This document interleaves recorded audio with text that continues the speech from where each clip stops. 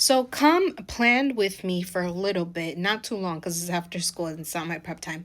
Um, but this is something that's been in my brain all day. And so I want to show you a little bit of how I lesson plan or think about lessons or think through so that it matches what's happening.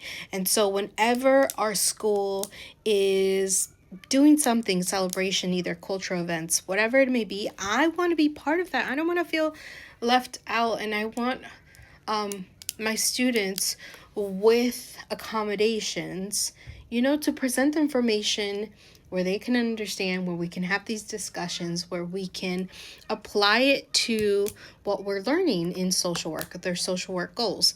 And so, Hispanic Heritage Month, it's happening. We're full blown Hispanic celebration.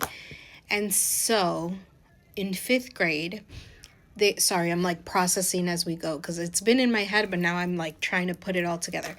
So in fifth grade, they're inviting parents to talk about different cultural backgrounds, which is really cool. If a school is not allowing parents to volunteer, the classroom is not allowing parents to come in and volunteer and help out and support and be part of discussions, that's a little suspicious to me. But anyways, a parent came in and was talking about alebrijes, and it brought me joy, and it's been in my head since last week. I'm like, oh, that's so beautiful, that's so beautiful. Somehow it's coming up again, and I was like, what if I take that? What if I take what I know about alebrijes and apply it to social work for the next couple of sessions? I'm thinking my older students.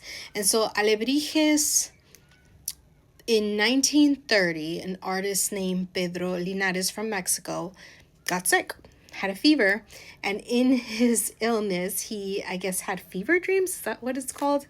Where he was like he was walking through a forest and seeing objects turn and these mystical, magical creatures that had different like animal body parts. And so, like, a lion with wings, and it's really, really beautiful. If you Google it, the art is amazing.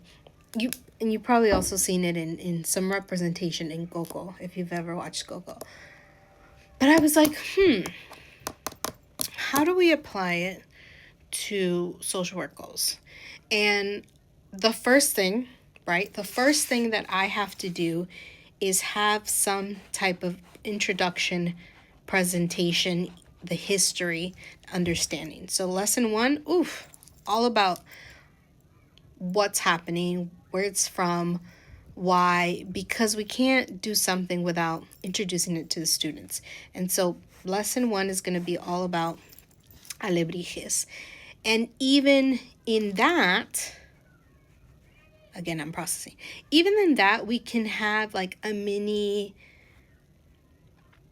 conversation on like autobiographies, on identity, social scenarios, on writing things happening to students currently.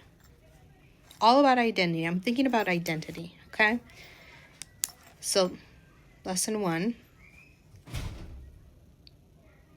I still want to have the conversation on identity. I still want to have those conversations on identity and somehow connecting it to accommodations.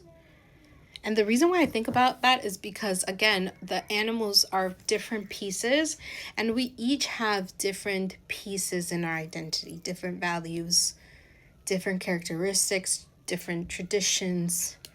We're bringing different things to the table, and so it'd be really cool to, like, we're putting pieces together like alebrijes. That's our identity. And because we have different identities, we have different accommodations. So that in itself might be 2 sessions. Again, we're just thinking, not planning the whole details out. And then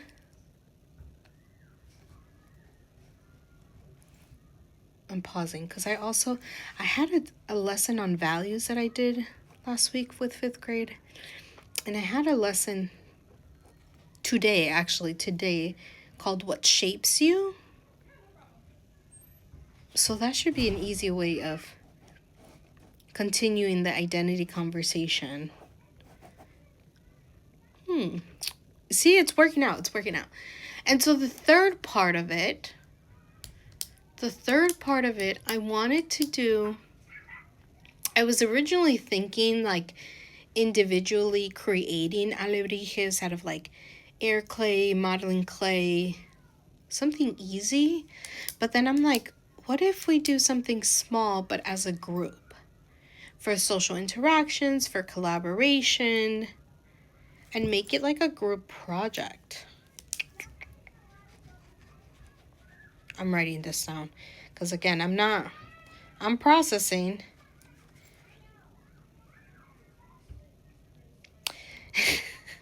This is silly, but right? We always want to talk about relevance, something that makes it relevant, something that connects with kids. And not that I approve, but kids are really into brain rot. And brain rot is literally like different pieces of items and objects put together.